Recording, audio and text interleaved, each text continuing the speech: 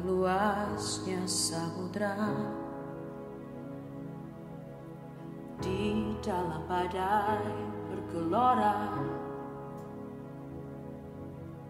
Kaulah jangkar hidupku,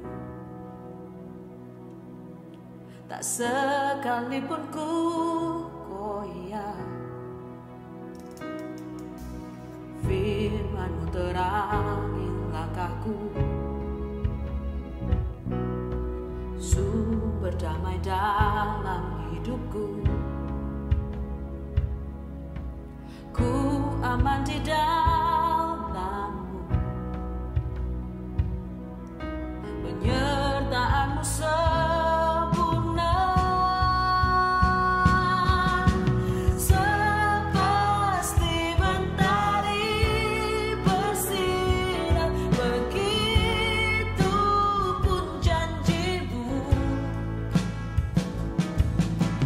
Dalam segala perkara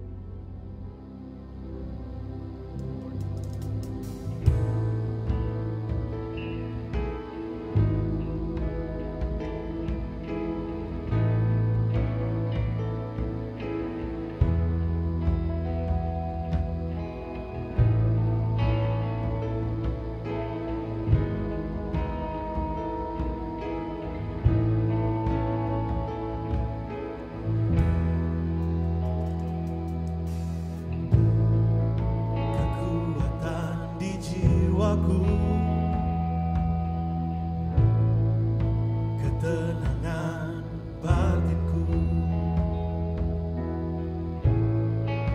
ada dalam hadirat-Mu, ku menyembah-Mu.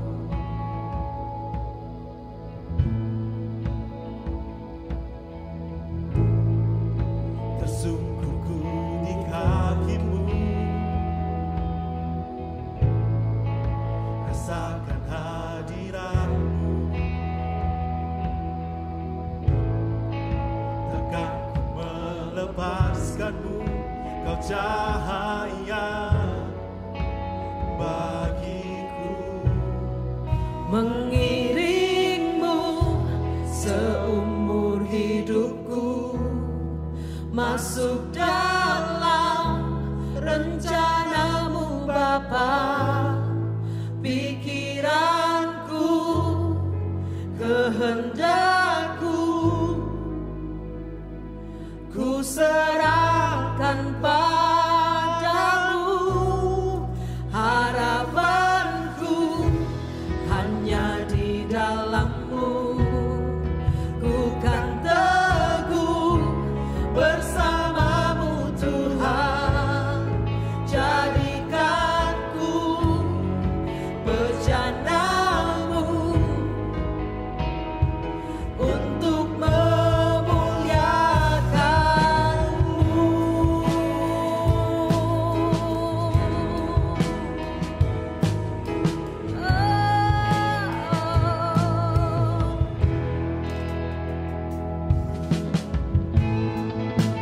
Sungguhku di kaki-Mu, rasakan hadirat-Mu.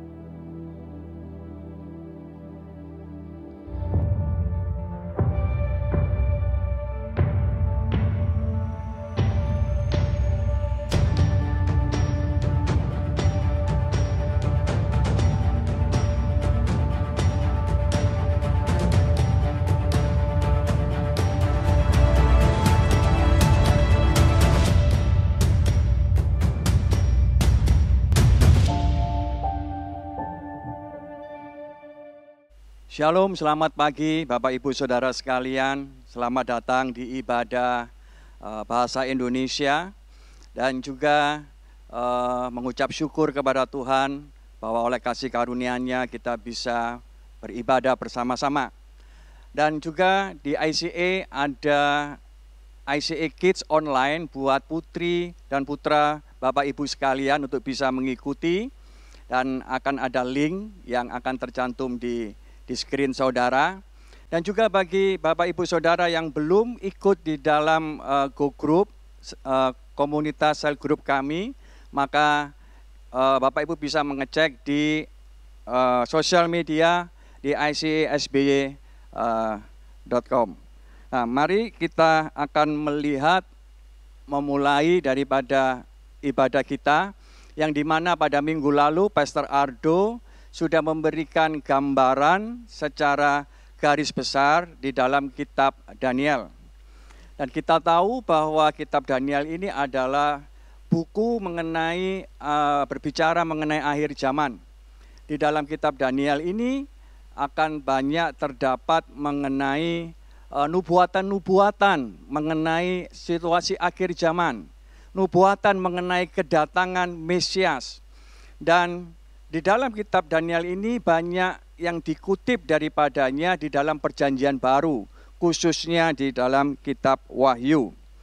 Nah, pada hari ini kita akan mendengarkan mengenai dua kisah daripada anak-anak Tuhan yang ada di dalam kitab Daniel ini, dan tentunya saudara familiar atau mengenal dengan baik kedua kisah ini, yaitu yang pertama adalah kisah di Daniel pasal yang ketiga mengenai 3 orang anak Tuhan, orang Ibrani, yaitu Sadrak, Mesak, dan Abednego, yang dilemparkan ke dalam perapian api yang menyala-nyala. Dan yang kedua di Daniel pasal yang ke-6 adalah bicara mengenai Daniel itu sendiri yang juga dilemparkan di dalam gua singa. Nah, di dalam dua kisah ini ada dua kemiripan atau kesamaan yang ada di dalam keduanya. Ada 3 hal yang nanti kita akan lihat lebih lanjut mengenai kesamaan-kesamaan hal tersebut. Namun sebelumnya kita akan mulai dengan kita berdoa terlebih dahulu. Bapa Surgawi, kami mengucap syukur untuk kasih karunia-Mu pada pagi hari ini, untuk kami bisa beribadah bersama Tuhan. Kami minta dengan pertolongan daripada Roh Kudus-Mu yang menguasai daripada setiap kami Tuhan, untuk Kau lembutkan hati kami untuk dapat menerima firman-Mu dan menyimpannya dalam hati setiap kami. Agar firman-Mu itu bertumbuh di tanah yang subur dan berbuah dalam kehidupan kami, tidak hanya membawa kebaikan di dalam hidup kami, melainkan juga membawa kemuliaan bagi nama-Mu. Terima kasih Bapa. Semua kemuliaan hanya bagi nama-Mu. Di dalam nama Tuhan Yesus kami berdoa dan mengucap syukur. Amin. Saya katakan tadi ada 3 hal yang sama yang terjadi kemiripan di dalam dua kisah ini. Yang pertama adalah orang benar tidak bebas dari masalah. Kita akan lihat di Daniel pasal yang ketiga, yang dimana kisah itu dimulai dengan adanya Raja Nebukadnezar membuat patung emas setinggi kira-kira 30 meter dan lebarnya kira-kira 2,5 meter. Dan dimana semua orang ketika mendengar bunyi-bunyian dari alat-alat musik tertentu, semua orang itu harus menyembah patung itu. Dan apabila ada orang yang tidak menyembah patung itu, maka orang itu harus dilemparkan ke dalam perapian api yang menyala-nyala. Itu adalah hukum dan ketetapan yang dibuat di dalam kerajaan Babel, dipimpin oleh Nebukadnezar. Nah, di dalam pemerintahan Nebukadnezar sendiri, terdapat beberapa orang yang tidak suka terhadap Sadrak, Mesak, dan Abednego. Mereka mengetahui bahwa ketiga orang ini taat beribadah kepada Allah Israel dengan tekun. Dan mereka mencoba mencari kesalahan mereka untuk supaya mereka dapat mendakwa ketiga orang ini, agar supaya mereka dapat dijatuhi hukuman oleh raja. Maka mereka melaporkan kepada raja mengenai bagaimana tiga orang ini, Sadrak, Mesak, dan Abednego, tidak menyembah kepada patung emas itu ketika musik itu terdengar. Dan Raja Nebukadnezar sangat marah dan geram terhadap ketiga orang itu yang dikatakannya di ayat yang ke-15. Sekarang jika kamu bersedia, demi kamu mendengar bunyi sangkakala, seruling, kecapi, rebab, gambus, serdam, dan berbagai-bagai jenis bunyi-bunyian, sujudlah menyembah patung yang kubuat itu. Tetapi jika kamu tidak menyembah, kamu akan dicampakkan seketika itu juga ke dalam perapian yang menyala-nyala. Dan dewa manakah yang dapat melepaskan kamu dari tanganku? Begitu sombongnya Nebukadnezar ini sehingga dia mengangkat dirinya sendiri melebihi daripada dewa, melebihi dari manusia, dan bahkan melebihi daripada Tuhan. Tapi sebelum kita melihat lebih lanjut daripada kisah ini, kita akan berpindah ke pasal yang ke-6 mengenai kisah Daniel. Pada waktu di pasal yang ke-6 ini, kerajaan Babel sudah berpindah kepada kerajaan Media yang dipimpin oleh Raja Darius.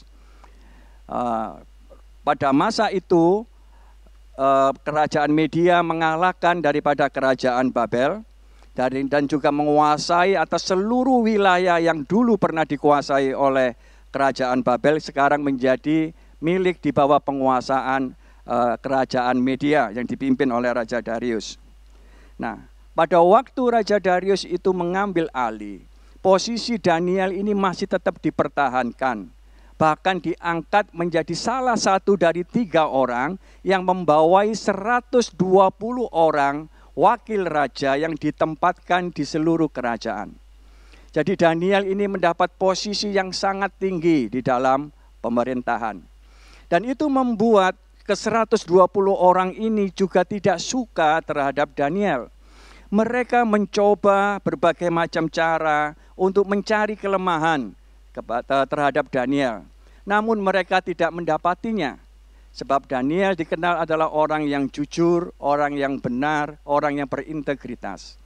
Akhirnya mereka menemukan bahwa Daniel ini adalah orang yang taat beribadah. Dan itulah yang dipakai oleh para wakil raja ini untuk pergi menghadap kepada Raja Darius, agar Raja Darius memberikan sebuah ketetapan, sebuah dekrit yang dikeluarkan raja sendiri. Dan isi dekritnya itu ada di ayat yang ke-8 di pasal yang ke-6 mengatakan seperti ini.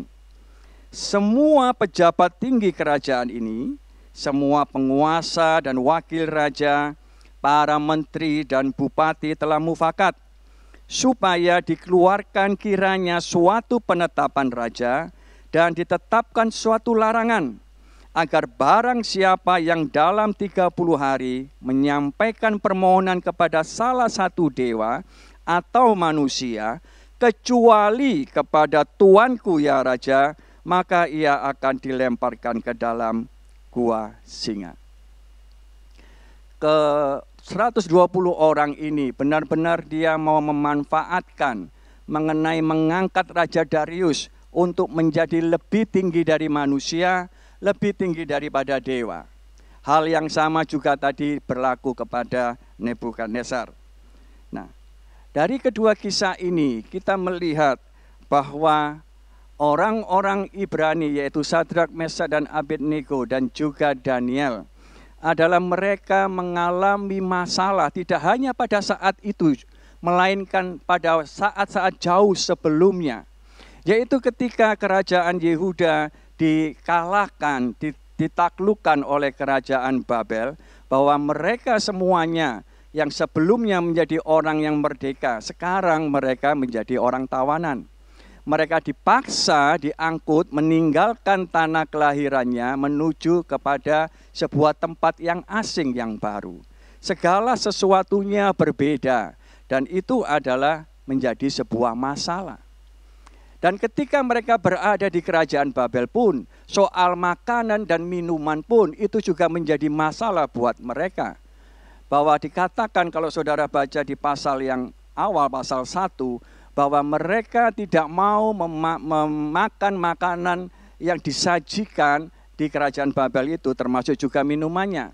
Karena mereka menganggap bahwa makanan dan minuman di dalam kerajaan Babel itu adalah najis bagi mereka.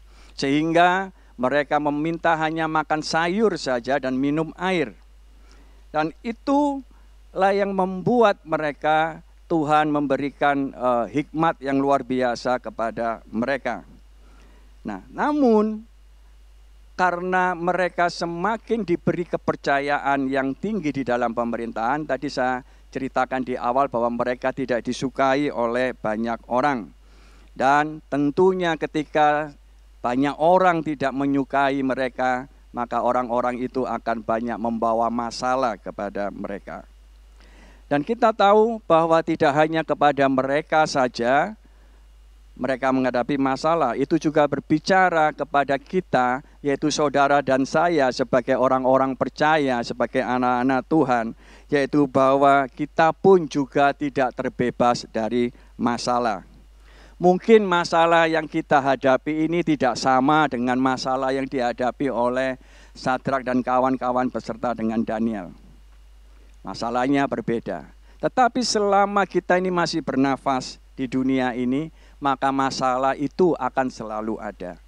Kita tidak usah pergi mencari masalah. Masalah itu akan selalu datang mengetuk pintu saudara setiap hari. Dan juga kita tidak perlu berdoa kepada Tuhan untuk mendatangkan masalah.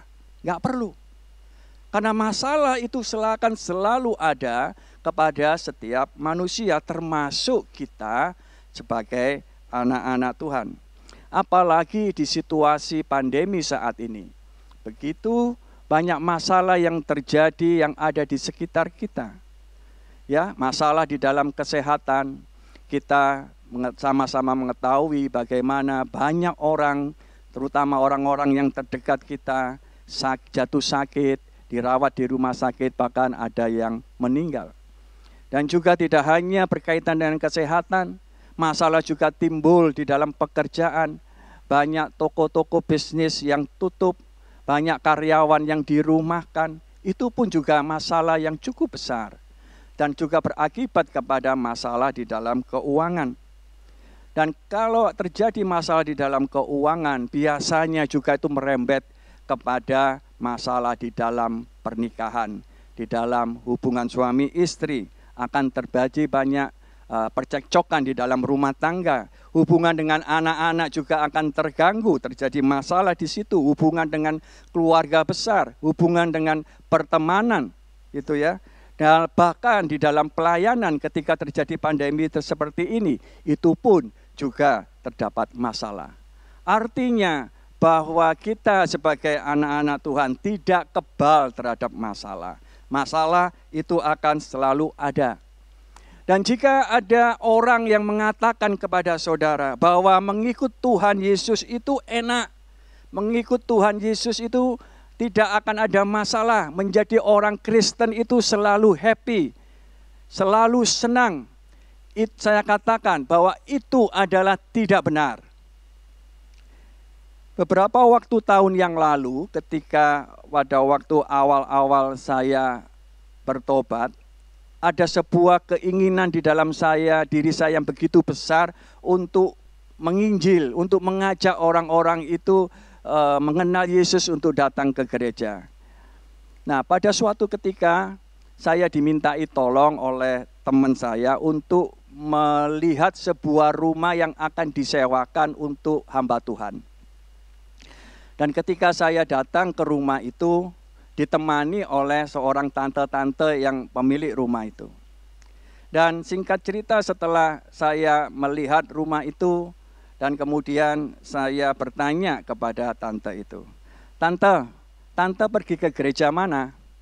Tante itu menjawab, saya tidak pergi ke gereja, anak-anak saya yang pergi ke gereja.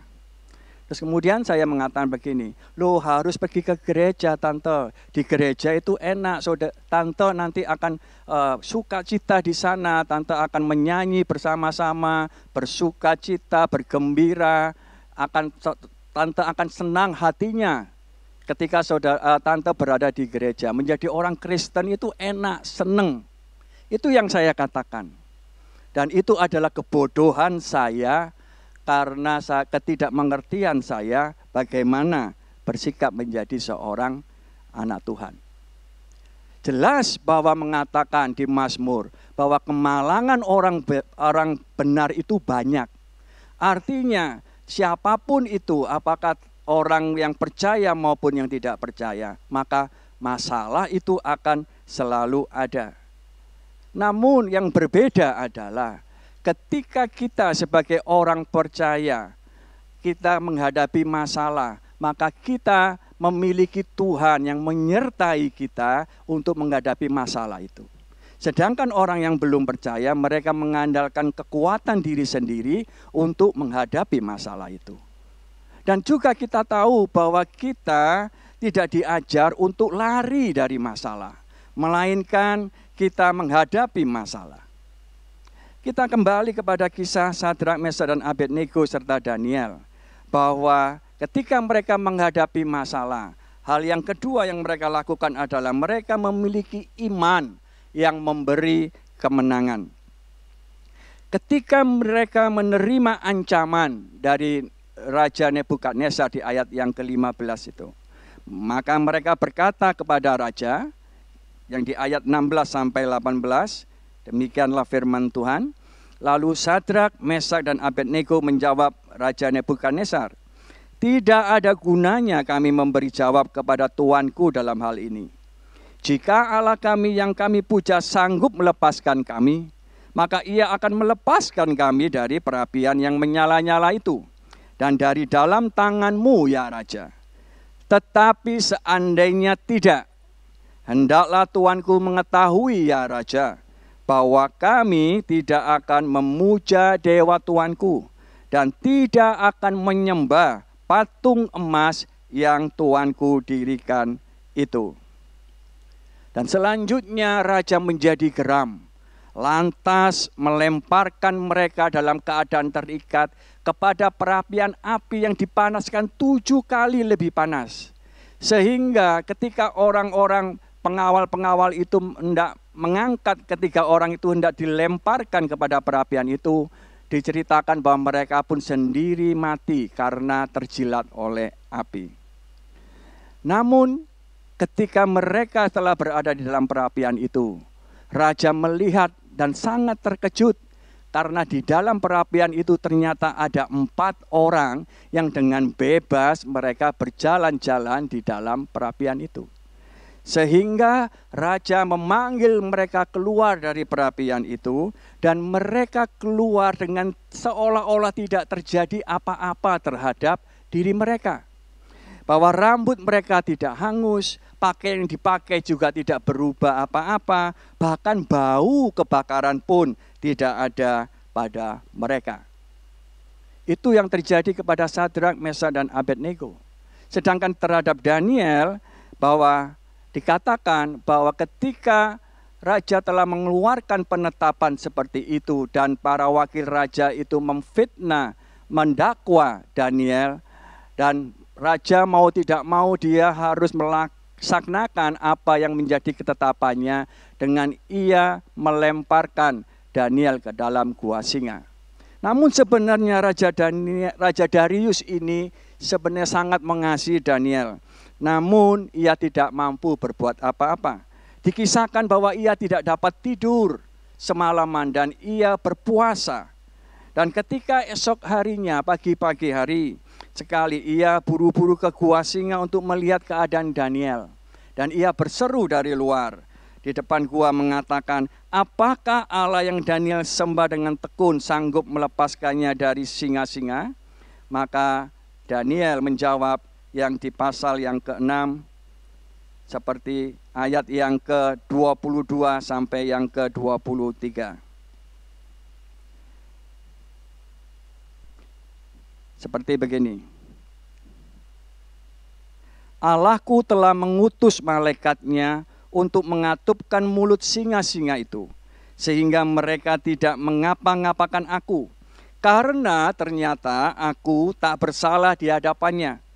Tetapi juga terhadap tuanku ya Raja, aku tidak melakukan kejahatan. Lalu sangat sukacitalah Raja, dan ia memberi perintah supaya Daniel ditarik dari dalam gua itu. Maka ditariklah Daniel dari dalam gua itu, dan tidak terdapat luka apa-apa padanya, karena ia percaya kepada Allahnya. Dan sebagai gantinya maka para musuhnya yang mendakwa dia dilemparkan ke dalam gua singa itu sebagai ganti Daniel, dan mereka dicabi-cabi oleh singa itu. Dalam dua kisah ini kita dapat belajar bahwa mereka tetap percaya dan berharap kepada Tuhan saat menghadapi masalah. Mereka tetap percaya dan berharap kepada Tuhan ketika masalah datang menghampiri. Dan juga mereka tidak kompromi dengan mengorbankan kebenaran agar masalah mereka selesai. Mereka tetap tidak mau menyembah kepada patung. Mereka juga tidak mengajukan kepada Raja Darius untuk permohonan mereka. Mereka tidak kompromi meskipun nyawa taruhannya. Dan mereka juga ketika menghadapi masalah, mereka tidak lari menghindarinya. Mereka percaya bahwa Tuhan, Allah yang mereka sembah, adalah Allah yang pegang kendali atas hidup mereka sepenuhnya.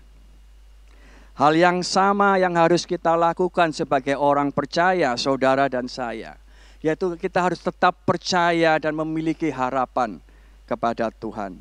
Apapun masalah yang kita hadapi saat ini, kita percaya bahwa Tuhan itu menyertai kita, dan juga kita berharap kepada Tuhan bahwa Tuhan akan menolong kita.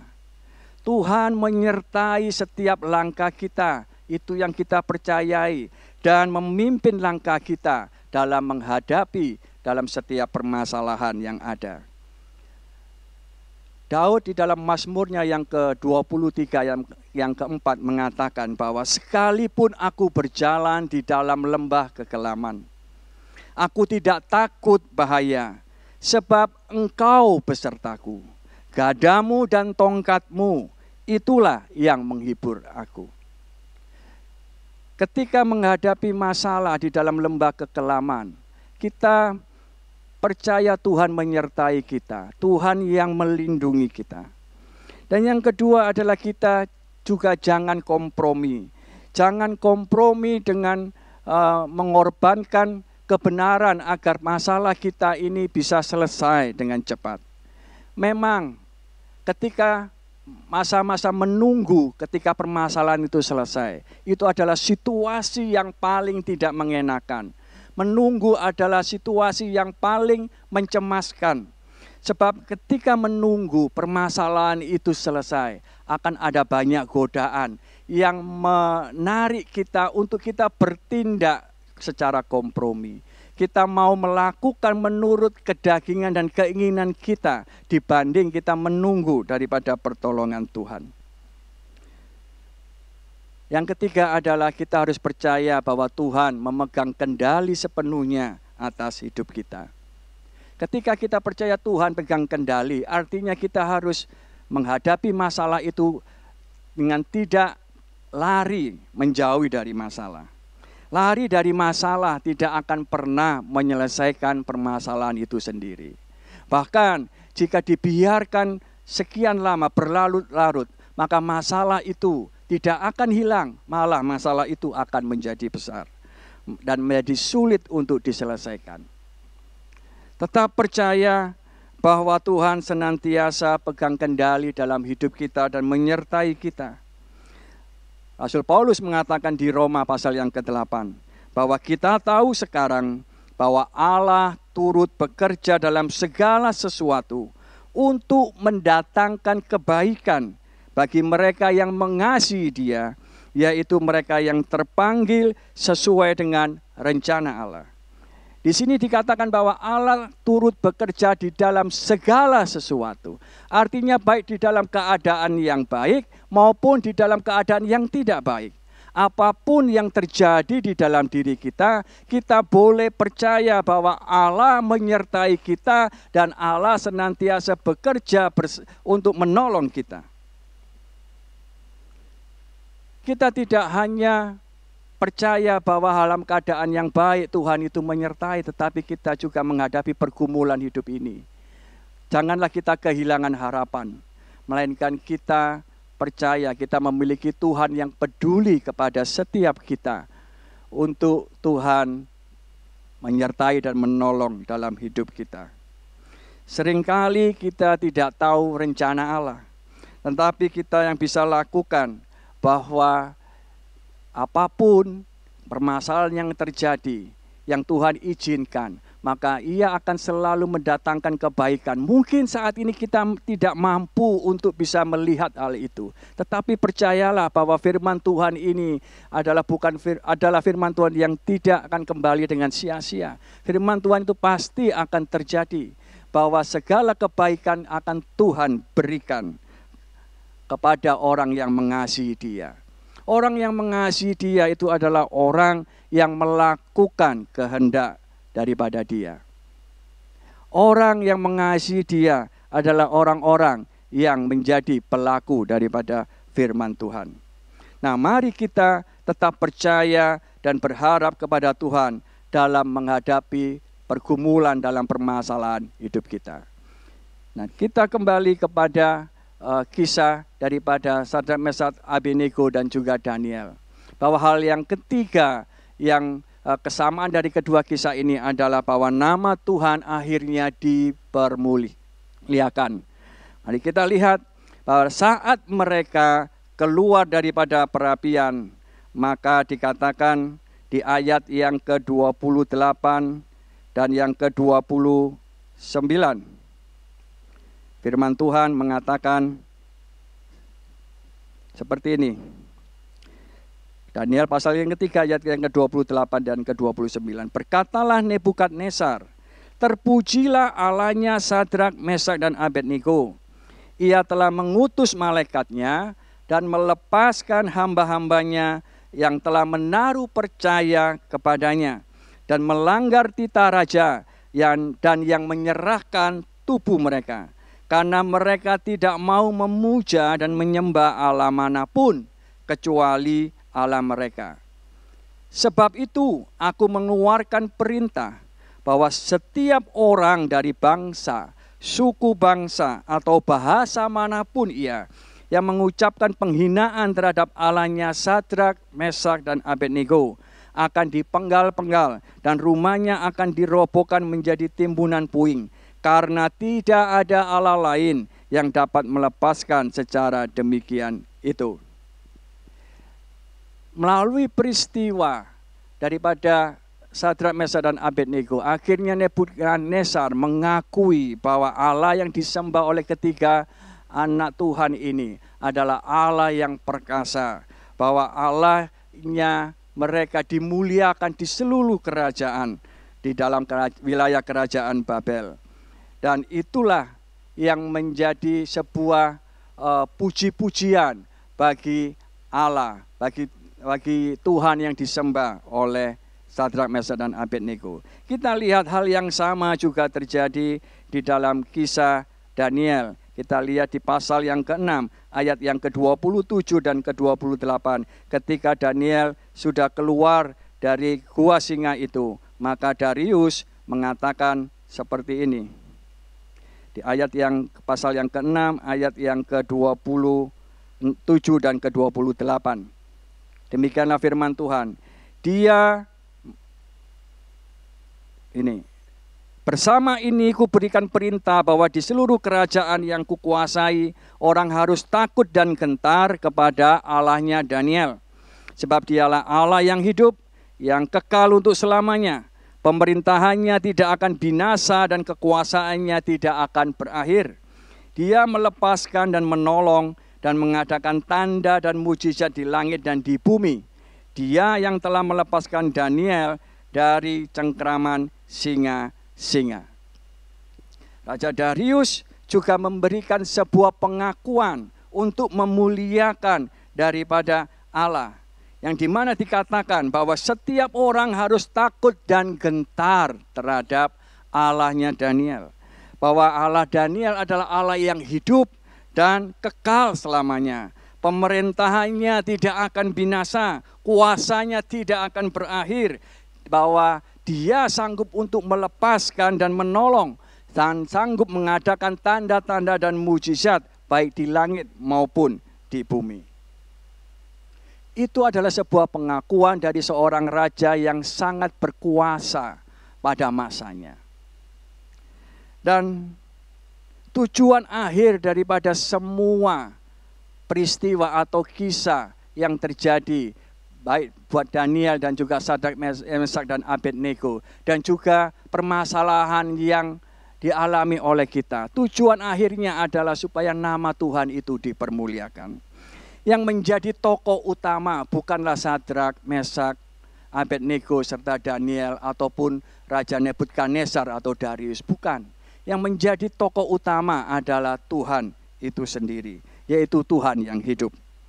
Dan hal yang sama yang juga Tuhan pakai di dalam kehidupan kita, saudara dan saya sebagai orang percaya, yang juga Tuhan telah pakai melalui kehidupan daripada Sadrak, Mesak, Abednego dan juga Daniel, adalah Tuhan pakai melalui pergumulan hidup kita yang Tuhan izinkan, adalah supaya Tuhan dipermuliakan di dalam hidup kita. Seringkali mungkin kita tidak mengerti jalannya dan tidak tahu kapan waktunya itu akan berakhir. Tetapi apapun yang kita alami, baik hal yang baik maupun yang tidak baik, kita tetap percaya bahwa di balik semuanya itu adalah nama Tuhan lah yang hendak dipermuliakan. Bahwa Tuhan itu senantiasa beserta dengan kita dan yang memegang kendali atas hidup kita. Yang kita lakukan adalah tetap percaya dan berharap kepadanya. Itu yang kita menjadi bagian daripada kita. Dan ketika kita melewati permasalahan, kita tetap percaya bahwa akhirnya tujuan Tuhan, yaitu namanya ditinggikan dan dimuliakan. Apakah mudah? Tidak, saudara. Tetapi kita mendapatkan seorang penolong yang Tuhan berikan kepada kita, yaitu Roh Kudus. Roh Kuduslah yang memampukan kita ketika kita menghadapi permasalahan yang ada. Roh Kuduslah yang akan menuntun setiap langkah kita, memberikan kekuatan kepada kita untuk kita dapat berjalan melewati daripada pergumulan kehidupan kita. Untuk menjadikan kita untuk menjadi serupa dengan Kristus. Serupa dengan Kristus adalah di dalam hal ketaatan. Yaitu tadi saya katakan untuk tetap percaya, untuk tidak kompromi. Agar kita tetap selalu berharap kepadanya dan senantiasa melakukan daripada kehendak Tuhan. Seperti yang Tuhan Yesus sendiri memberikan sebuah contoh di dalam hidupnya bahwa ia tidak lari dari masalah, melainkan ia menghadapinya dengan ketaatan yang penuh kepada Bapa. Bahkan ia taat sampai ia mati di atas kayu salib. Dan ia ketika ia berdoa kepada muridnya di Yohanes 17 yang mengatakan bahwa aku telah mempermuliakan Bapa dengan jalan menyelesaikan pekerjaannya yang diterima dari Bapa. Saudara, kebenaran firman yang kita dengar ini kiranya itu membuat kita untuk mengarahkan mata hati kita kepada Tuhan senantiasa. Kita boleh percaya permasalahan yang kita hadapi saat ini di situasi yang sulit seperti ini. Janganlah kita kehilangan harapan. Kita tetap percaya bahwa Tuhan kita Yesus Kristus menyertai kita melalui pertolongan Roh Kudus-Nya untuk supaya kita tetap berjalan mengikuti Tuhan dengan setia. Dan kita akan melihat bahwa melalui perjalanan hidup kita, kita nantinya boleh memberikan kesaksian bagi kemuliaan nama-Nya. Bagaimana Tuhan menyertai kita, bagaimana Tuhan memberikan tuntunan dan jalannya, memberikan pertolongannya bagi kita. Nama Tuhan dipermuliakan. Mari kita berdoa. Kami telah mendengarkan firman-Mu pada pagi hari ini. Kami percaya Tuhan bahwa firman-Mu ini akan membangkitkan di dalam diri kami iman untuk kami tetap percaya berharap hanya kepada-Mu. Kami percaya bahwa Kau Tuhan selalu pegang kendali di dalam hidup setiap kami. Bahwa kami tidak pernah Kau lupakan atau Kau tinggalkan sedetik pun. Bahkan di saat kami menghadapi pergumulan masalah dalam hidup kami, Engkau senantiasa ada bersama kami. Tolong kami Tuhan dengan pertolongan dari Roh Kudus-Mu untuk kami tetap kuat untuk menghadapi permasalahan ini, berjalan bersama dengan-Mu. Dan kelak kami akan melihat bahwa Engkau Tuhan yang menyertai kami dan yang menolong kami dan yang nama-Mu dipermuliakan di dalam hidup kami. Terima kasih Bapa untuk pagi hari ini, untuk firman-Mu. Hanya di dalam nama Tuhan Yesus kami berdoa dan mengucap syukur. Dan sebelum kita mengakhiri ibadah pada pagi hari ini, marilah saya berdoa berkat bagi buat saudara. Angkat kedua tangan saudara, saya ambil doa berkat ini dari Bilangan pasal yang ke-6. Bahwa Tuhan memberkatimu dan melindungimu. Tuhan menyinarimu dengan wajah-Nya dan memberimu dengan kasih karunia. Tuhan menghadapkan wajah-Nya kepadamu dan memberimu damai sejahtera. Amin. Terima kasih saudara telah mengikuti ibadah bahasa Indonesia ICA, dan saya berharap saudara bisa ikut lagi minggu depan dalam ibadah kami, dan Tuhan Yesus memberkati. Kami senang Anda telah memilih untuk beribadah bersama kami hari ini. Bila Anda merasa diberkati, Anda juga bisa mengirim tautan ibadah online ini ke teman atau keluarga yang lain. Sampai jumpa di ibadah online ICA minggu depan. Tuhan memberkati. Bagi para orang tua, ICA Kids telah mempersiapkan materi bagi anak Anda. Silakan download di tautan bit.ly/ICA Kids online. Kami mengajak Anda untuk mengikuti Instagram ICA Kids untuk mendapatkan update yang terbaru. Ibadah doa malam ICA masih dilakukan melalui Zoom setiap Selasa jam 6:30 sampai 7:30 malam. Periksa Instagram ICA untuk mendapatkan Zoom passwordnya. Mari bersama berdoa di tengah situasi pandemi seperti saat ini. Anda bisa memberikan persembahan melalui transfer antar rekening atau cukup scan QR Code yang ada di layar sesuai dengan tujuan persembahan Anda. Kunjungi website ICA untuk informasi yang lebih lengkap. Bila Anda rindu untuk didoakan, Anda cukup mengisi form di tautan bit.ly/ICA Prayer Online. Pastoral Team dan Prayer Team ICA akan siap berdoa bagi Anda. Mari follow ICA Surabaya di semua media sosial kami, agar Anda bisa mendapatkan informasi dan update yang terbaru tentang ICA. Sudahkah Anda mengikuti ibadah online ICA melalui aplikasi Church Center? Hanya dengan memilih gambar menu church di bagian bawah layar, Anda bisa menyaksikan ibadah ICA, juga bisa berinteraksi dengan jemaat yang lainnya.